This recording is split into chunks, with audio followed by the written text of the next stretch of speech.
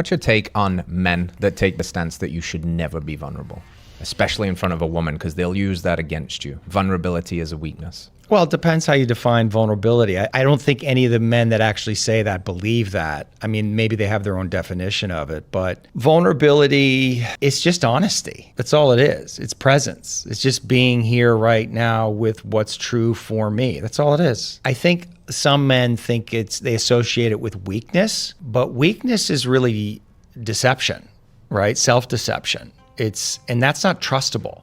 So I think vulnerability is just being real and being honest. And I really don't know any man that wouldn't agree with that statement. Like, do you want to be real and honest? Of course I do. Well, that's vulnerable, right? I interviewed Andrew Tate. We talked about that, but before, and I think he's incredibly vulnerable. I think there's a part of him that's not vulnerable, but the fact that he puts himself out there and says what he thinks, I think is actually vulnerable. He's opening himself up to attack. Now, I think there's aspects of himself that are defended, if I was psychoanalyzing him. But I think the people that we admire the most are the most vulnerable, like Leonidas and in 300. I mean, he's incredibly vulnerable. And that moment he puts down his shield, right, at the end of the movie, it's like, it's so powerful because he's letting himself be vulnerable. And it's very moving, I'll never forget that moment. He puts down the shield, as a symbol,